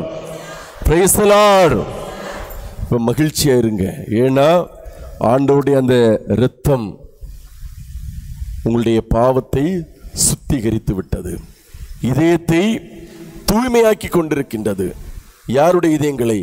யார் யாரெல்லாம் உண்மையிலே இந்த 10 செகண்ட் உண்மையிலேயே ஆண்டவரை நினைத்து, ஆண்டவரே உம்முடைய விலை மதிப்பற்ற அந்த இரத்தத்தினால் என்னுடைய உள்ளத்திலே இருக்கின்ற அந்த பாவங்களை சுத்திகரியும், தூய்மைப்படுத்தும் என்று நீங்கள் நம்பிக்கையோடு யாரெல்லாம் கேட்டீர்களோ உங்களுடைய பாவங்கள் மன்னிக்கப்பட்டது. Praise the Lord, praise the Lord, praise the Lord.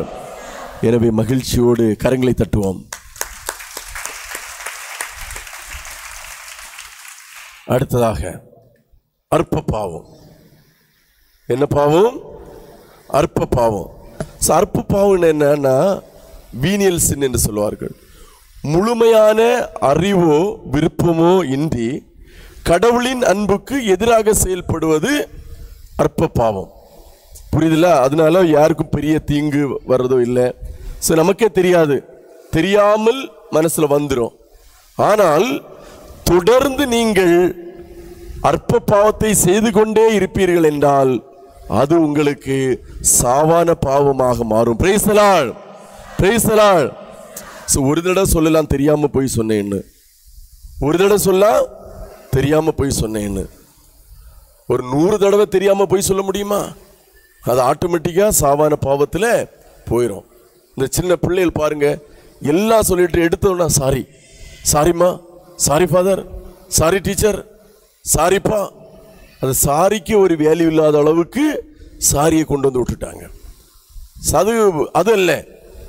அந்த அற்ப பாவம் என்பது தெரியாமல் யாருக்கும் பிறருக்கு தீங்கு இல்லாமல் செய்கின்ற, நம்முடைய சுய விருப்பமின்றி வருகின்ற அந்த ஒரு சில பாவங்கள் அல்ப பாவம். அது சாவான பாவம் கிடையாது. திருத்துதர் யோவான் சொல்லுகிறார், எல்லா பாவமும் சாவான பாவம் கிடையாது. ஆனாலும் சாவான பாவம் இல்லாமல் அற்ப பாவங்களை, சின்ன சின்ன பாவங்களை நீங்கள் தொடர்ந்து செய்து கொண்டிருப்பீர்கள் என்றால் அது அற்ப பாவம் அல்ல, சாவான பாவத்திலே உங்களை கொண்டு விடும். ஆங்கிலத்தில் இது சொல்லுவாங்க ஒயிட் லை. என்ன லை? ஒயிட் லை.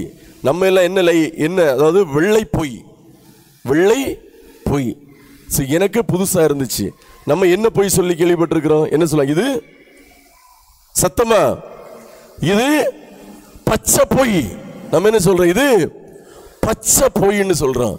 நானும் இருந்து கூகுளில் சர்ச் பண்ணிட்டே இருந்தேன், எங்கடா கிரீன் லை, பச்சை பொய்க்கு ஆங்கிலத்தில் என்ன சொல்லுவோம்? கிரீன் லை. எங்கடா அது கிரீன் லை, கிரீன் லைன் போட்டா அது பச்சை காடுகள், பசுமை காடுகள் அப்படி. அப்ப என்னடா அது ஒயிட் லை இருக்கு, வெள்ளை பொய். வெள்ளை பொய்னா இந்த அல்ப பாவம், சின்ன சின்ன பாவத்தை என்ன சொல்றாங்க? ஒயிட், வெள்ளையான பொய். பாருங்க, பொய்யிலே வெள்ளையான பொய். அப்ப நம்ம என்ன சொல்றோம்? ஒரு பொய் சொன்னா, டேய் நீ பச்சை பொய் சொல்ற இல்ல, சொல்றமா இல்லையா? எப்போ உன் நாக்கு அழுகி போகும், பச்சை பொய். அதோட இந்த பிள்ளைகள் சொல்லுவோம், புழுகிறா. என்ன செய்யறா? ஃபாதர் புழுகிறா, ஃபாதர் புழுகிட்டே இருக்கிறா, வாய் எடுத்தா புழுகிறா. அப்ப இந்த பச்சை பொய்க்கு எதுடா பார்த்தா அங்க என்ன சொல்லப்பட்டிருக்குன்னா, ஒயிட்டுக்கு ஆப்போசிட். அது ஒயிட்டுக்கு ஆப்போசிட் பிளாக்.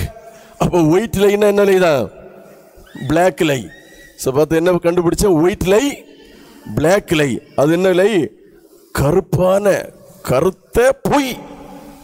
அப்ப இனிமே நீங்க என்ன சொல்லாதீங்க, பச்சை பொய்ன்னு சொல்லிடாதீங்க. அது பச்சை பொய்னா நல்ல பொய். அது பச்சை பொய் கிடையாது. என்ன பொய்? அது கருப்பு பொய். கருப்புனாலே நம்ம என்ன சொல்லுவோம்? பேய் வருது, பேய் வருது. அப்ப கருப்பு பொய்ன்னா அது என்ன பொய்? பேய் பொய். அந்த கருப்பு பொய் அல்ல. கருப்பு பொய் என்றால் என்னுடைய சுயநலத்திற்காக நாம் சொல்கின்ற அந்த பொய், அதை கருப்பு பொய் என்று நாம் சொல்கிறோம். இந்த ஒட்டுமொத்த பாவத்தை பற்றி ஒரு புரிதல் திருச்சபை எல்லாவற்றையும் நமக்கு சம்மரைஸ் பண்ணி என்ன சொல்கிறது என்றால், தலையாய பாவங்கள் என்ன, அந்த அற்ப பாவம் இருக்குது, கர்ம பாவம் இருக்கிறது, 10 கட்டளைக்கு எதிரான பாவம், திருச்சபை கட்டளைகளுக்கு எதிரான பாவம், இத்தனை பாவங்களையும் சுருக்கி திருச்சபை தலையாய பாவங்கள் என்று, கேபிட்டல் சின், தலையாய பாவங்கள் என்று 7 பாவங்களை திருச்சபை நமக்கு வரையறுத்து தருகிறது. அதற்கு ஆதாரம் விவிலியத்திலே இருக்கிறது. நீதிமொழிகள் 6வது அதிகாரம் 16 முதல் 19 வரை. நீதிமொழிகள் 6வது அதிகாரம் 16 19 வரை. ஆண்டவர் வெறுப்பவை 6, ஆண்டவர் வெறுப்பவை 6, 6 7, 7வது ஒன்றும் அவரது வெறுப்புக்கு உரியது.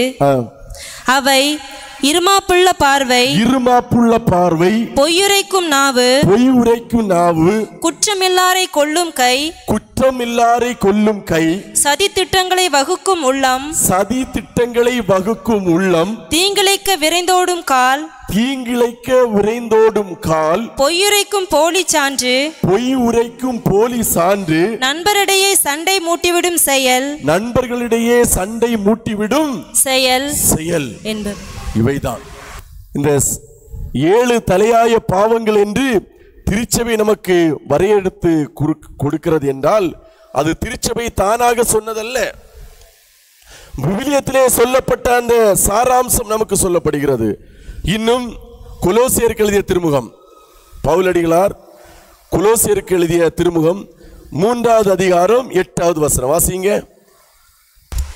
இப்பொழுது நீங்கள் சினம், சீற்றம், தீமை ஆகிய அனைத்தையும் அகற்றி விடுங்கள். பழிப்புரை, வெட்கக்கேடான பேச்சு ஆகிய எதுவும் உங்கள் வாய் நின்று வரக்கூடாது. Price the Lord, praise the Lord. புரிகிறதா? நீங்கள் இதனையெல்லாம் குறித்து வைத்து கொண்டு வீட்டிலே வாசித்து பாருங்கள். இந்த தவ காலத்திலே சினம், சீற்றம், தீமை, பழிப்புரை, வெட்கக்கேடான பேச்சு ஆகிய எதுவும் எங்கிருந்து வரக்கூடாது? உங்களுடைய வாயிலிருந்து வரக்கூடாது. நம்ம ஆட்கள் என்ன சொல்றாங்க? ஃபாதர், வாயெடுத்தா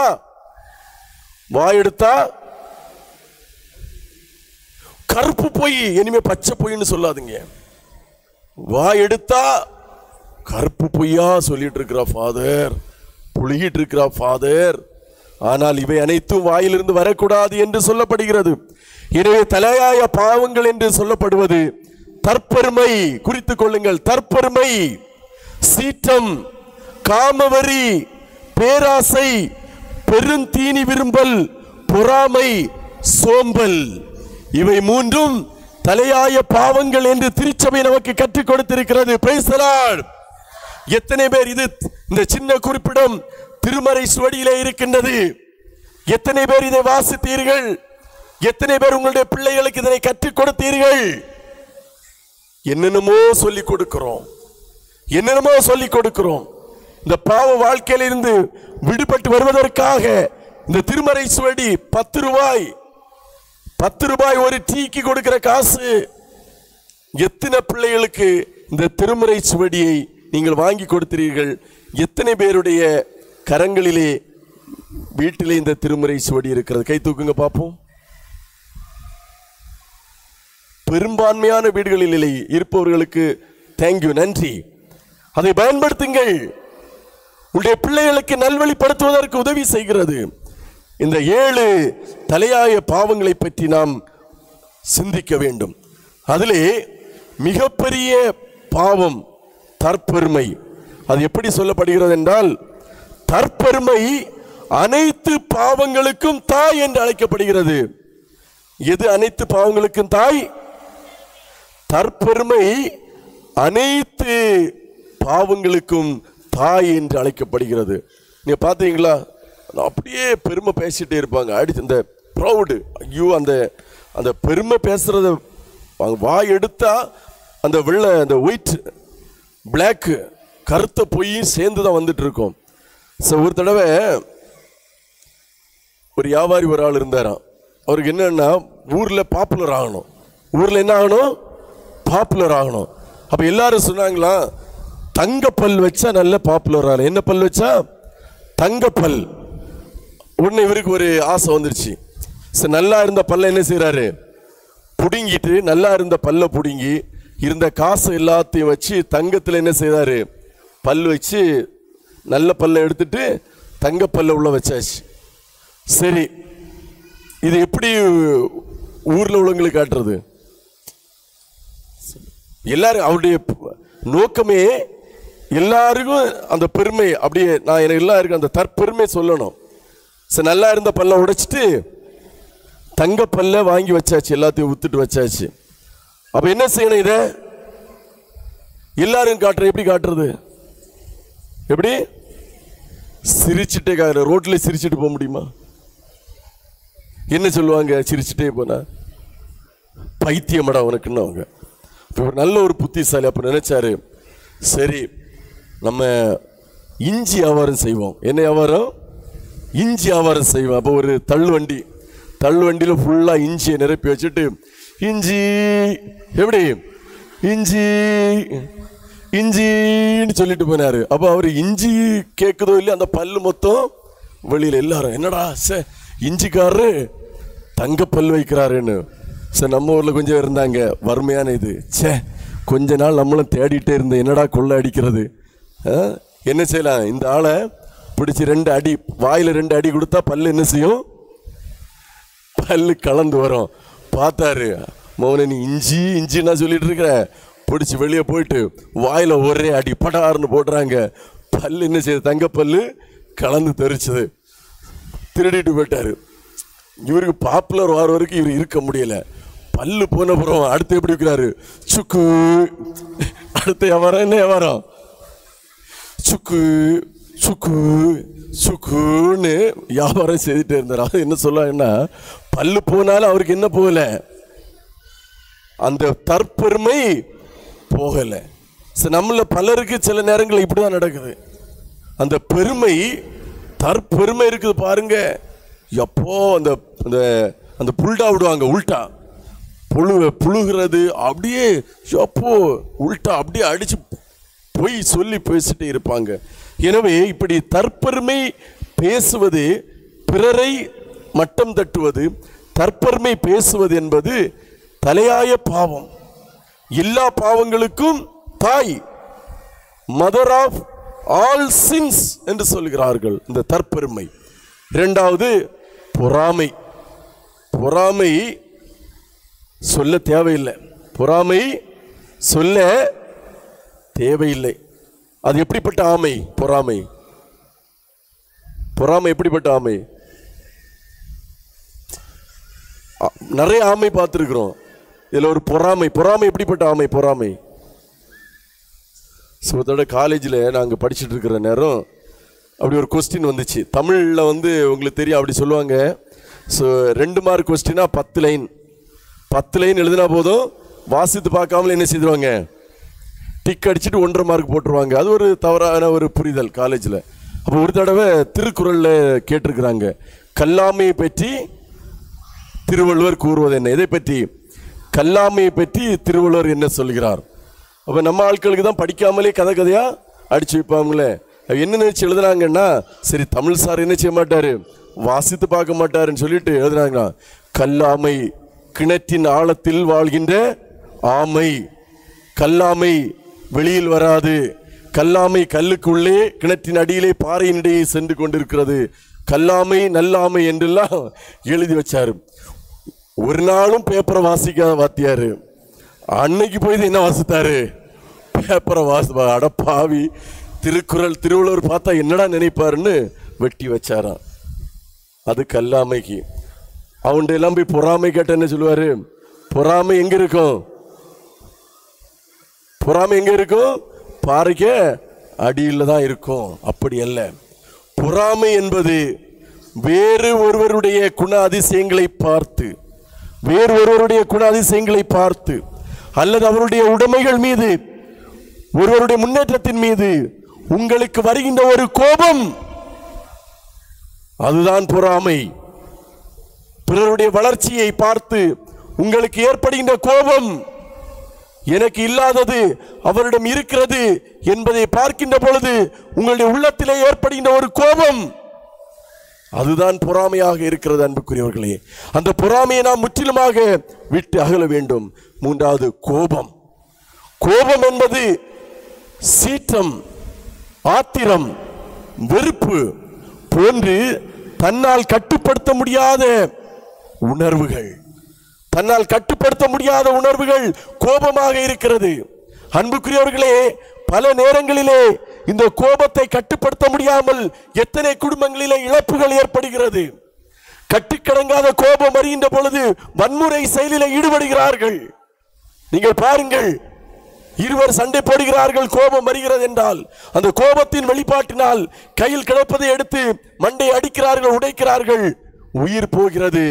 அப்புறம் சொல்லுவாங்க, ஒரு கோபத்தில் செய்தது, இப்படி வரும் என்று எனக்கு நினைத்து கூட பார்க்கவில்லை, இப்படி ஒரு விபரீத முடிவு வரும் என்று நினைத்து கூட பார்க்கவில்லை. கோபத்தினால் எடுத்த முடிவு அது பல நேரங்களிலே உயிரை கூட எடுத்துக்கொள்ளும். எனவே அன்புக்குரியவர்களே, இந்த கோபம், அளவுக்கு அதிகமான கோபம் என்பது இருக்கக்கூடாது. நமக்கு அதை நாம் விட்டு ஒழுக வேண்டும். நான்காவது, சோம்பல். சோம்பல் சோம்பல் என்று சொல்கின்ற பொழுது எதிலும் ஆர்வமின்மை, எதிலும் ஆர்வமின்மை. உடல் உழைக்க கூடாது, எதை பற்றியும் கவலை இல்லை. சொல்லுவாங்க நம்ம ஊர்ல, எருமை மாட்டுக்கு மேல எப்படி, எருமை மாட்டுக்கு மேல மழை பெஞ்சது மாதிரி இருக்கு. நோ சூடு நோ சொரணை, நோ சூடு நோ சொரணை. நீ என்ன வேணுமே சொல்லு, நான் தூங்கிட்டே இருப்பேன் ராஜா, எனக்கு தூக்கம். சோம்பல், உழைப்பதற்கு மனம் இல்லாத ஒரு சூழல். பவுலடிகளார் சொல்கிறார், உழைக்க மனம் இல்லாதவன் உண்ணலாகாது என்று. சோம்பல் அதிகமாக வருகின்ற பொழுது பலவிதமான தவறுகள் ஏற்பட வாய்ப்பு இருக்கின்றது. செய்ய வேண்டிய வேலைகளை நாம் செய்யாமல் சோம்பி திரிகின்ற பொழுது பலவிதமான இழப்புகள் நமக்கு இருக்கின்றது. ஒரு உதாரணம் நான் சொல்கிறேன். நாம் முழுவதுமாக வேலை செய்து கொண்டே இருக்கிறோம். நான் நம்மையே முழுவதுமாக ஒவ்வொரு வேலையிலும் ஈடுபடுத்தி கொண்டிருக்கின்றோம். சோம்பல் வராது. சோம்பல் இல்லாத நேரத்தில் எந்த தீய பழக்கமும் வராது. ஒரு உதாரணம், நம்ம சகோதரர்கள் இருக்கிறாங்க, எதனால சீட் ஆடுறாங்க, அந்த ரவுண்டு கட்டி. வேலை முடிஞ்சு வேற வேலை இல்லை, சும்மா இருக்கிறது என்ன செய்யறது, சும்மா இருக்கிறதுக்கு சீட் ஆடுவோம்.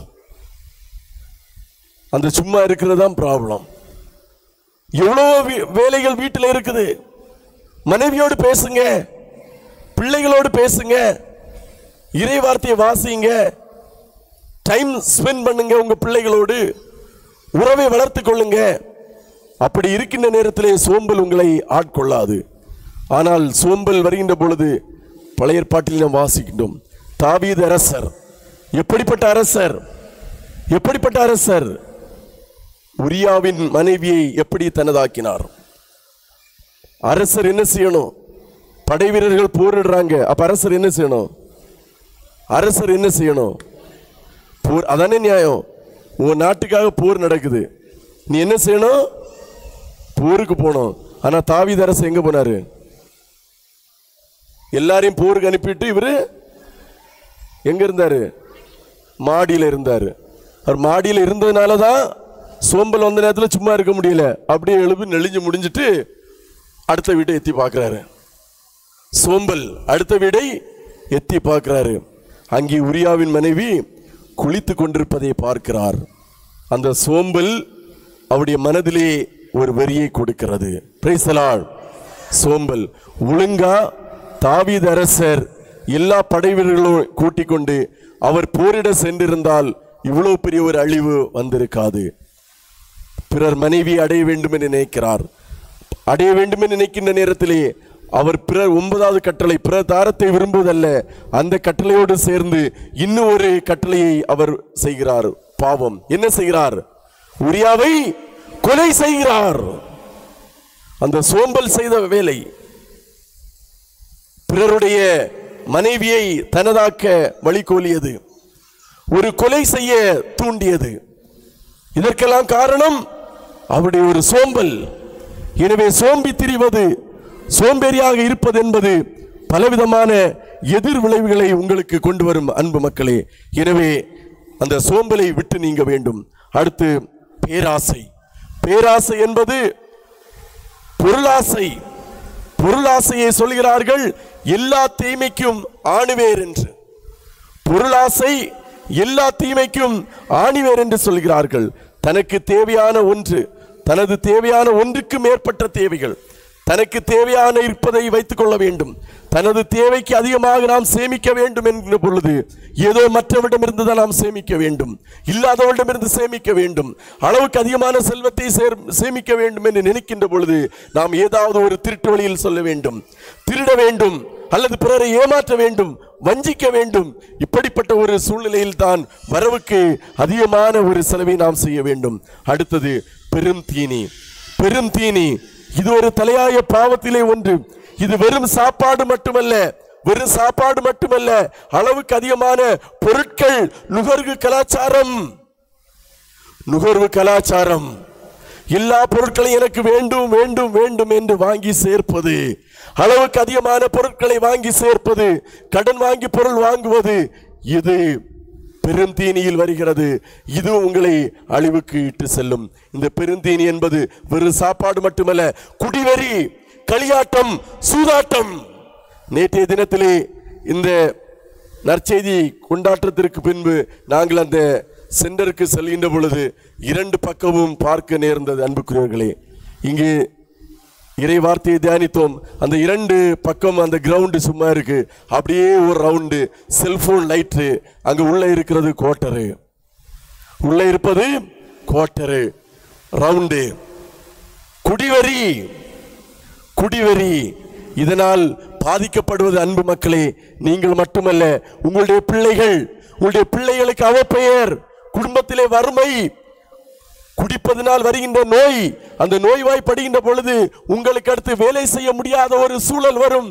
அன்பு சகோதரர்களே, நீங்கள் குடிவெறியில் நேரத்தை செலவழிக்காதீர்கள். குடித்துவிட்டு உங்களுடைய உடலை நீங்கள் பாழாக்காதீர்கள். உடல் உறுப்புகள், உள்ளுறுப்புகள் பாதிக்கப்படும். இதனால் பாதிக்கப்படுவது உங்களுடைய பிள்ளைகள், உங்களுடைய மனைவி, உங்களுடைய குடும்பம் வறுமையிலே வாடும். ஒருவேளை உங்களை விட்டால் அந்த குடும்பத்திற்கு யார்? ஒரு குடிகாரனுடைய மனைவி உங்கள் மனைவியை பார்த்து இது அந்த குடித்து கொண்டு திரிகிற அந்த குடிகாரனுடைய மனைவி என்று சொல்கின்ற பொழுது உங்கள் மனைவியினுடைய மனது எவ்வளவு புண்படும். உங்களுடைய பிள்ளைகளை பார்த்து குடிகாரனுடைய பிள்ளைகள், குடியனுடைய பிள்ளைகள் என்று சொல்கின்ற பொழுது உங்களுடைய பிள்ளைகளுடைய மனது எவ்வளவு புண்படும். அன்பு சகோதரர்களே, இந்த மைதானத்திலே கேட்டுக்கொண்டிருக்கிற அன்பு சகோதரர்களே, உங்களுடைய காலிலே தொட்டு கேட்கிறேன், நீங்கள் குடித்து இப்படி சீரழியாதீர்கள். உங்களுடைய பிள்ளைகளுக்கு நற்பெயரை ஏற்படுத்தி கொடுங்கள். உங்களுடைய மனைவிக்கு நற்பெயரை ஏற்படுத்தி கொடுங்கள். ஒருவேளை நீங்கள் நோய்வாய்ப்பட்டு மருத்துவமனையில எல்லா செலவும் செய்தால் பொருள் செலவு, கடன் வாங்க வேண்டியது இருக்கும். குடும்பம் வறுமையிலே சென்று விடும். சூதாட்டத்திற்கு செல்லாதீர்கள், சூதாடாதீர்கள். அதோ அந்த நேரத்தை உங்கள் மனைவி பிள்ளைகளோடு நீங்கள் செலவிடுங்கள், பிள்ளைகளோடு நீங்கள் செலவிடுங்கள். உங்களுடைய வருகைக்காக உங்கள் குடும்பம் இருக்கிறது. கப்பலிலே வேலைக்கு சென்ற என் கணவர் வருவார், கப்பலிலே வேலைக்கு சென்ற என் அப்பா வரும், கப்பலிலே வேலைக்கு சென்ற என் மகன் வருவான் என்று உங்கள் குடும்பம் காத்து கொண்டிருக்கிறது. நீங்கள் 6 மாதம் 7 மாதம் கப்பலிலே செலவிடுகிறீர்கள் அல்லவா? 3 மாதம் உங்களுடைய குடும்பத்திலே செலவிடுங்கள். உங்கள் மனைவியோடு உட்கார்ந்து பேசுங்கள், உங்கள் பிள்ளைகளோடு உட்கார்ந்து பேசுங்கள், உங்கள் பெற்றோரோடு உட்கார்ந்து பேசுங்கள். குடும்பத்தை வளருங்கள். கடலிலே கஷ்டப்பட்டு வருகிற அன்பு சகோதரரை, என்னுடைய அப்பா எப்போ வருவாங்க என்று காத்து கொண்டிருக்கிற அந்த பிள்ளைகள், அவளிடம் உறவாடுங்கள். ஒரு ஒரு ஒரு ஒரு ஒரு வேடிக்கையான மன துக்கத்தை வருகின்ற ஒரு செய்தி. ஒரு பெற்றோர் ஆசிரியர் மீட்டிங் சென்ற மாதம் எங்களுடைய அந்த பள்ளியிலே வைத்தோம். அந்த நேரத்திலே 1ஆம் வகுப்பு 2ஆம் வகுப்பு படிக்கின்ற மாணவர்களுடைய பெற்றோர்கள் வந்திருந்தார்கள். உங்களுடைய குறைகளை சொல்லுங்கள் என்று சொன்ன நேரத்திலே எல்லோரும் சொல்லிக் கொண்டிருந்தார்கள். அவருடைய பிள்ளை சொன்ன, ஃபாதர் 2ஆம் கிளாஸ் படிக்கிறான் என் பையன், அவன் அது செய்யறதில்லை இது செய்யறதில்லை என்று 2ஆம் வகுப்பு ஆசிரியை கூப்பிட்டோம். ஃபாதர், அவருடைய பையன் 2ஆம் கிளாஸ்ல படிக்கிறது இல்லை, 1ஆம் வகுப்பில் படிக்கிறான் என்று. அப்பொழுது கேட்டான், ஐயோ என் பையன் 2ஆம் கிளாஸ் போயிட்டானா? Price the Lord, praise the Lord. அந்த பையன், அவருடைய பையன் 2ஆம் கிளாஸ் படிக்கிறான் என்பது கூட ஒரு பெற்றோருக்கு தெரியவில்லை, ஒரு தந்தைக்கு தெரியவில்லை. அப்படியா, என் பையன் 2ஆம் கிளாஸ்ல படிக்கிறான், நான் 1ஆம் கிளாஸ் படிக்கிறேன் நினைச்சிட்டு இருந்தேன். Price the Lord. இதுதான் இந்த குடிவரி, களியாட்டம், பெரும் தீனி. அடுத்தது ஒரு முக்கியமானது, காமம், ஒழுக்கம் கெட்ட தன்மை. இது தலையாய பாவத்திலே ஒரு முக்கியமான பாவம். குடும்ப வாழ்வை சின்ன பின்னமாக்குகின்ற ஒரு பாவம். கணவன் மனைவி உறவை சுக்கு நூறாக்குகின்ற ஒரு பாவம், ஒழுக்க கெட்ட தன்மை. இதை முற்றிலுமாக நீங்கள் மாற்ற வேண்டும். உடல் இன்பத்தை பற்றிய தீவிர இயக்கம், கட்டுப்பாடற்ற பாலியல், கூடா ஒழுக்கம், இது கடுமையான பாவம். இதிலிருந்து நீங்கள் விடுபட வேண்டும். திருமணமான பெண்கள் மட்டுமல்ல, ஆண்கள் மட்டுமல்ல, ஏன் இப்பொழுது இந்த சமூகம், இந்த ஊடகமயமான சமூகம் எல்லா குழந்தைகளையும், சிறு குழந்தைகள் முதல் பெரியவர்கள் வரை அனைவரையும் சீரழித்து வைத்துக் கொண்டிருக்கிறது. முன்பெல்லாம் பெரியவர்கள் என்று சொல்லிக் கொண்டிருந்தார்கள், இப்பொழுது அப்படி அல்ல. இந்த காமவெறி என்ற அந்த ஒரு தலையாய பாவங்களிலே ஒரு பாவம் என்பது யாரையும் விட்டு வைக்கவில்லை, யாரையும் விட்டு வைக்கவில்லை. கணவன் மனைவி, எந்த கணவன் தனது மனைவியை விட்டுவிட்டு வேறொருவரை பார்த்து இவரெல்லாம் எனக்கு மனைவியாக வந்திருக்க கூடாதா என்று மனதிலே நினைக்கிறானோ அவன் பாவம் செய்கிறான். அதே போன்று எந்த மனைவி, ஐயோ என் கணவர் அவரை போல் இல்லையே, நான் அவரை போல் இருப்பார் என்று அல்லவா நினைத்தேன் என்று யாரெல்லாம் நினைக்கிறீங்களோ நீங்கள் விபச்சாரம் செய்கிறீர்கள். இந்த காமவெறி தலையாய பாவத்துக்குள்ளே நீங்கள் ஈடுபட்டு கொண்டிருக்கிறீர்கள். இன்னும் வேலை செய்கின்ற இடத்திலே பாலியல் துன்புறுத்தல்கள், ஏன் விபச்சாரம் உடலளவில் அல்ல. ஆண்டவர் இயேசு சொல்லுகிறார், நீ மனதிலே ஒரு பெண்ணை இச்சையோடு நோக்கினால் நீ விபச்சாரம் செய்கிறாய் என்று. அது பெண்ணை மட்டும் இல்லை, ஆணை பார்த்தாலும் தான். பெண்ணு ஆணை பார்த்தாலும் விபச்சாரம் தான், ஆண் பெண்ணை பார்த்தாலும் அது விபச்சாரம் தான். எந்த இச்சையோடு எந்த இதோடு நோக்குகிறீர்கள்? கடவுள் உங்களுக்கு என்று கொடுத்த அந்த கணவனை மனைவியை, கண்கண்ட தெய்வம், இவர்தான் என்னுடைய வாழ்க்கை துணை, இவர்தான் என் வாழ்க்கை துணைவி என்று நாம் ஏற்றுக்கொள்ள வேண்டும். அதற்கு திருச்சபை நமக்கு அழைப்பு விடுத்துகிறது. வேலை செய்கின்ற இடங்களிலே பிரச்சனைகள், குழந்தைகள், இந்த செல்போன் எப்படி இந்த சூதாட்டம், குடிவெறி ஒரு அடிக்டோ, அதனை போன்று இந்த காலகட்டத்திலே அன்புக்குரியவர்களை மீடியா அடிக்ட் என்று சொல்கிறார்கள், மீடியா அடிக்ஷன் என்று சொல்கிறார்கள். மது அடிமை மாதிரி அந்த ஊடகத்திற்கு அடிமையாகி இருக்கிறார்கள். ஒவ்வொரு குழந்தையுடைய கையிலும் அந்த செல்போன் இருக்கின்ற நேரத்திலே, ஸ்மார்ட் போன் இருக்கின்ற நேரத்திலே அந்த உலகம் சுருங்கி கொண்டிருக்கிறது. நீங்கள் கல்வி சார்பாக கூட நீங்கள் ஒரு நல்ல காரியத்தை சர்ச் பண்ணினீர்கள் என்றால் நீங்கள் ஒரு நல்ல காரியம் தேடுவீர்கள். அந்த ஒரு நல்ல காரியத்தினுடைய ஒரு 10 மோசமான காரியங்கள் வந்து கொண்டிருக்கும். என்ன செய்கிறோம்? நல்ல காரியத்தை விட்டுவிட்டு மோசமான காரியங்களிலே, செல்போனிலே எவ்வளவு மக்கள் தங்களுடைய வாழ்க்கையை சீரழித்துக் கொண்டிருக்கிறார்கள். இந்த தொலைத்தொடர்பு சாதனங்கள், ஃபேஸ்புக், இன்ஸ்டாகிராம், வாட்ஸ்அப், ட்விட்டர், இதன் மூலம் வீட்டிலே தனிமையாக இருக்கின்ற பெண்கள், படிக்காத பெண்கள், ஏன் கல்லூரிகளுக்கு செல்கின்ற பெண்கள் கூட இரவு நேரங்களிலே அளவுக்கு அதிகமாக இந்த செல்போனை பயன்படுத்தி தங்களுடைய வாழ்க்கையை எத்தனை பேர் சீரழித்திருக்கிறார்கள். பத்திரிகையில நீங்கள் படித்ததில்லையா? தொலைக்காட்சியில நீங்கள் செய்தியை கேட்கவில்லையா? நியூஸ் பேப்பர்ல பார்க்கவில்லையா? வாட்ஸ்அப்பில் வந்த தகாத உறவு கொலையில் முடிந்தது. தங்களுடைய பிள்ளைகளை விட்டு ஓடுகிறார்கள், கணவரை விட்டு ஓடுகிறார்கள். இதற்கெல்லாம் என்ன காரணம்?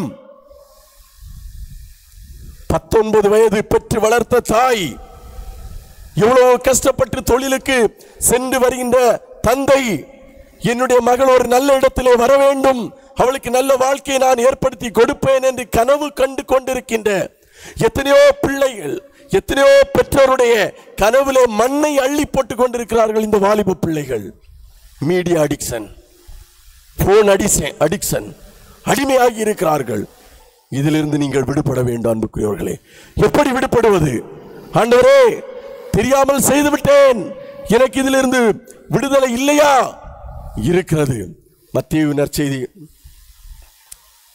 9வது அதிகாரம் 12-13 வசனம் இவ்வாறு சொல்கிறது. நீங்கள் வாசிக்க வேண்டாம்.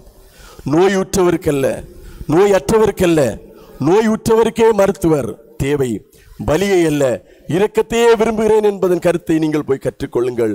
ஏனெனில் நேர்மையாளரை இல்ல பாவிகளை அழைக்க வந்தேன். Praise the Lord, praise the Lord, praise the Lord. நேர்மையாளர்களை அல்ல பாவிகளை நான் அழைக்க வந்தேன் என்று ஆண்டவர் சொல்கிறார். மத்தேயு நற்செய்தி 11வது அதிகாரம் 28-29 வசனம் இவ்வாறு சொல்கிறது.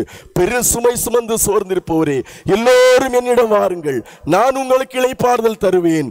நான் கனிவும் மனத்தாழ்மையும் உடையவன், ஆகவே என் நுகத்தை உங்கள் மேல் ஏற்றுக்கொண்டு என்னிடம் கற்றுக்கொள்ளுங்கள், அப்பொழுது உங்கள் உள்ளத்திற்கு இளைப்பாறுதல் கிடைக்கும். Price the Lord, praise the Lord, praise the Lord, praise the Lord.